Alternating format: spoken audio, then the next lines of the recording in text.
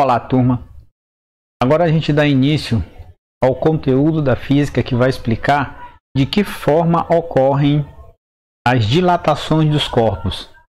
Como que um corpo reage à variação de temperatura. Mas antes, eu gostaria que você assistisse um vídeo rápido. Vamos ver? A temperatura é uma grandeza física associada ao estado de agitação dos componentes microscópicos da matéria, não observáveis a olho nu. Quanto maior a temperatura de um corpo, maior a energia cinética de suas moléculas. Assim, elas podem se estender, ampliando o volume que ocupam em um recipiente. Esse movimento é mais fácil ou mais difícil dependendo da constituição de cada corpo sólido.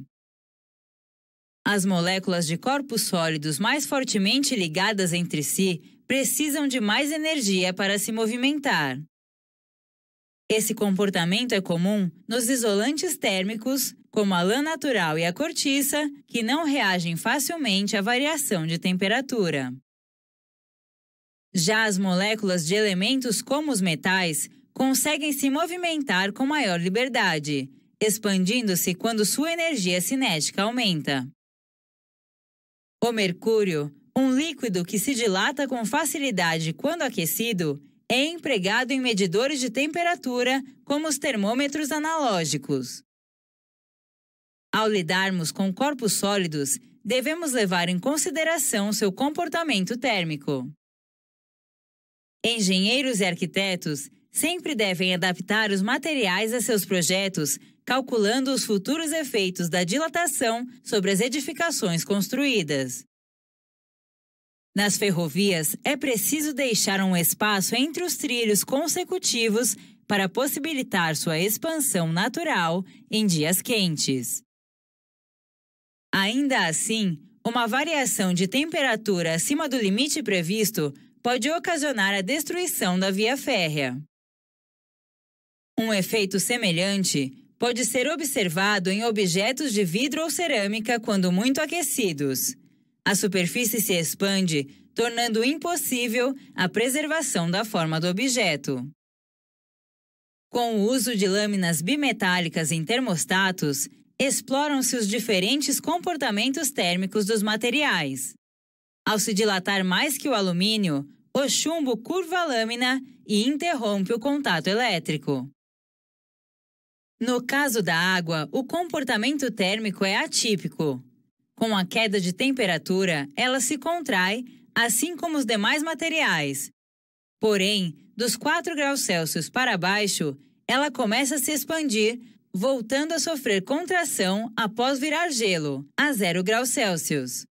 Por conta desse comportamento anômalo, o volume ocupado pelo gelo entre 4 graus Celsius e 0 graus Celsius é maior que o ocupado pela mesma massa de água fora desse intervalo de temperatura.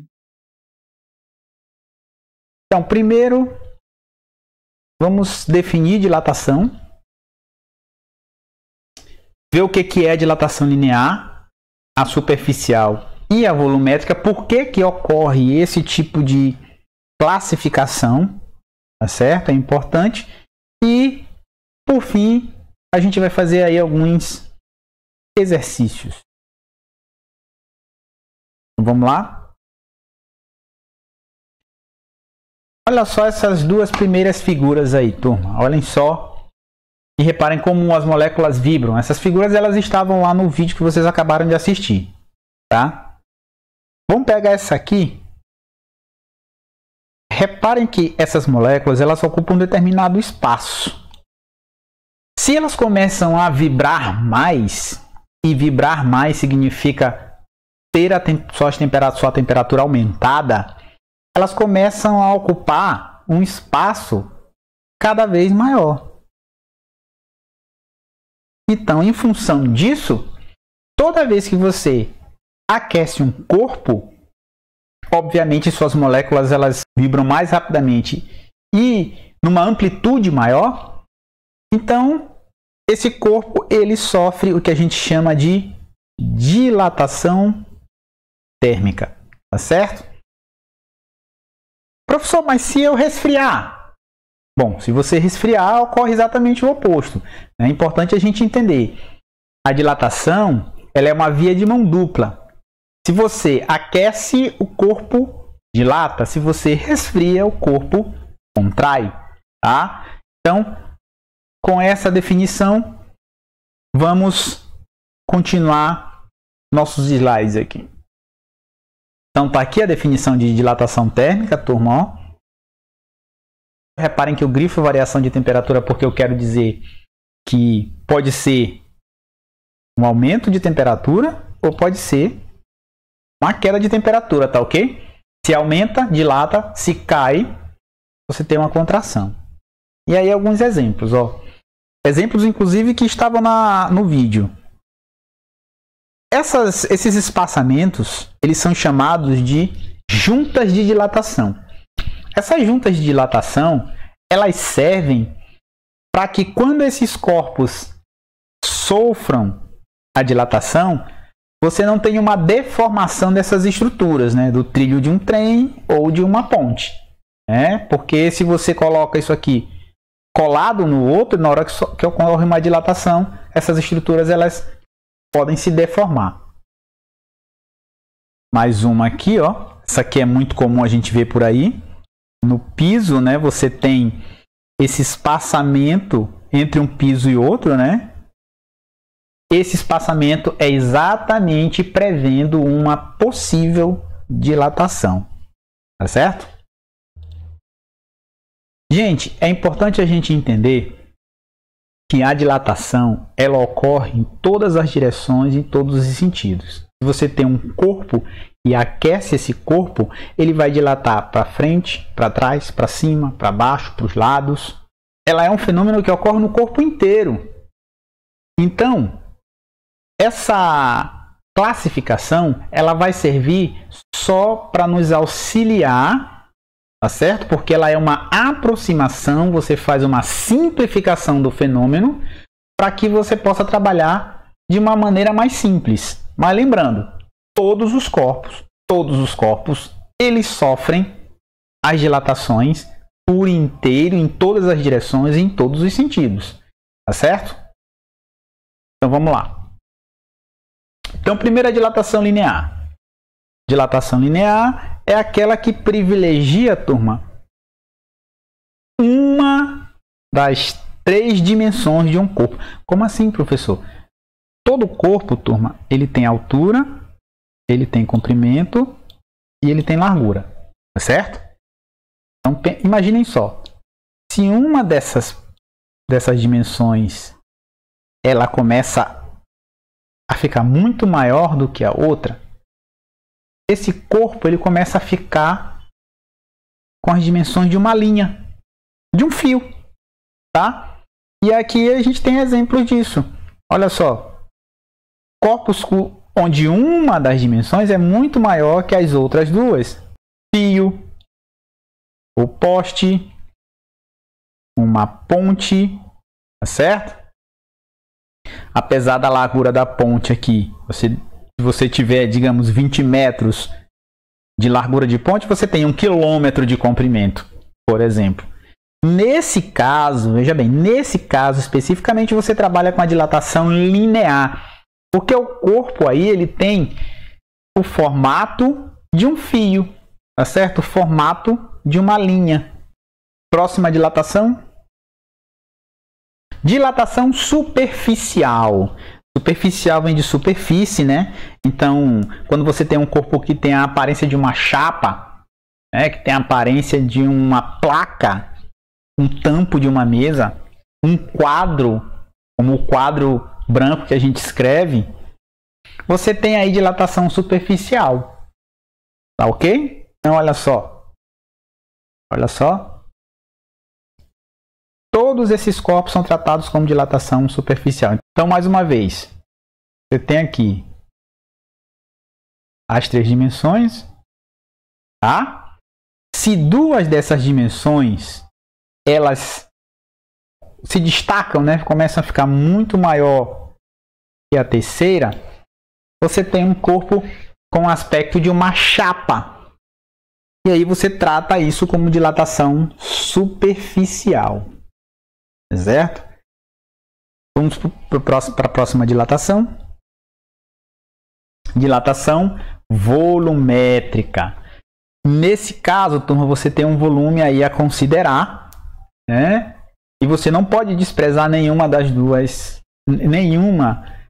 dimensões, tá? Para privilegiar uma ou duas, como no caso das outras dilatações. A dilatação volumétrica, ela é utilizada quando a gente tem líquido, tá? Também, tá certo? Quando se trata de líquido, você só trata a dilatação como dilatação volumétrica, tá certo? E você observa que você tem um volume a considerar. Olha só. Altura, comprimento, largura. Professor, mas por exemplo, se eu pego uma caneta como essa aqui, que tipo de dilatação eu vou usar? Bom, isso vai depender daquilo que você pretende. Obviamente, essa caneta, como ela tem um aspecto de um fio, né? Você tem uma dimensão aqui muito maior que as outras, é isso? Então, de cara você diria dilatação linear, tá certo? Professor, mas ela tem volume, não tem? Sim. Eu posso calcular o volume, a dilatação volumétrica dessa caneta? Posso. Eu posso calcular a dilatação superficial, a dilatação da área dessa caneta? Posso também. Tá certo? É isso que eu quero que fique claro. A dilatação ela sempre ocorre em todas as direções, em todos os sentidos, tá? Independente do formato do corpo. Agora, para facilitar as nossas contas, a gente aproxima isso para um daqueles 3 tipos de dilatação. Beleza?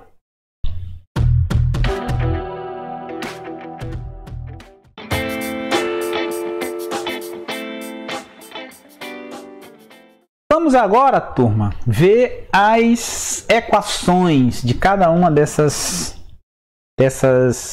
dilatações, certo? Dilatação linear, aqui é a definição, olha só. Reparem só que aqui já começa a aparecer algumas variáveis importantes, tá? Aqui eu tenho variação de comprimento, comprimento inicial, comprimento final. Temperatura inicial, variação de temperatura. Tá certo? E aqui temperatura final. Ok? Olha só a nossa equação, ó. Gente, a variação de comprimento, ela depende de 3 coisas. E depende de maneira diretamente proporcional, tá? Quando uma dessas 3 coisas aumenta, a variação de temperatura aumenta. E quando uma dessas 3 variáveis diminui, a variação de comprimento também diminui. Primeira, isso aqui a gente chama de coeficiente de dilatação. Isso é uma característica que depende de cada material. Porque se você tiver uma barra de ferro, uma barra de cobre, uma barra de ouro, as 3 elas vão dilatar diferentemente por conta de características próprias do elemento químico, tá certo? Aqui o comprimento inicial, claro, a dilatação depende depende de saber qual o tamanho inicial da barra, tá? E aqui variação de temperatura, não poderia faltar porque a gente está falando de dilatação térmica, então a temperatura ela é fundamental e a gente viu isso no vídeo inicial. Então aqui eu detalho cada uma dessas variáveis, olha só. Vamos para a próxima. Dilatação superficial. Então aqui agora a gente trata de superfície, de área, né? Então 2 dimensões são muito maiores, então eu tenho aqui, ó, uma área a considerar. Eu tenho aqui a área inicial, eu tenho aqui a área final e esse espacinho aqui, ó, é a variação de área, tá certo? Ó, esse espaço aqui em azulzinho é a variação de área, é o delta S. Olha só a equação. Mas parece muito, né, professor? Isso, elas são exatamente as mesmas equações com algumas ressalvas nas variáveis, tá? Então, quando eu falo de superfície, quando eu falo de área, eu vou usar ΔS. Ao invés de coeficiente de dilatação linear, coeficiente de dilatação superficial. Esse beta aqui, ó.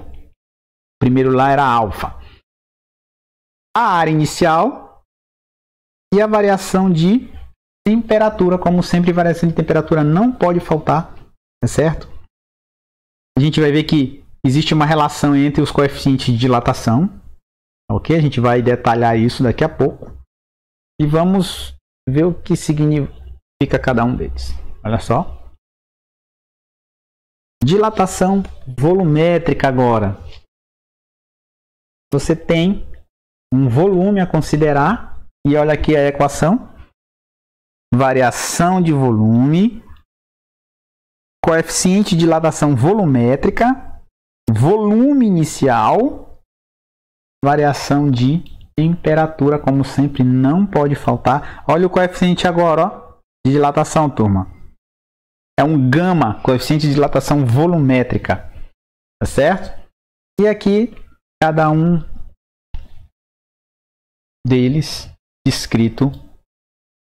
Tá? Existe uma relação entre esses três coeficientes? Sim, existe. Olha só. O beta, que é o coeficiente de dilatação superficial, ele é 2 vezes alfa, que é o coeficiente de dilatação linear. E o gama, por lógica, é 3 vezes. Então, o coeficiente de dilatação volumétrica, que é o gama, é 3 vezes o alfa, que é o coeficiente de dilatação linear. Tá certo? Assim eu posso fazer uma relação entre eles três. Olha só aqui. Há uma equação relacionando os três coeficientes de dilatação. Tá ok? Daqui a pouco a gente continua com um exercício, tá certo?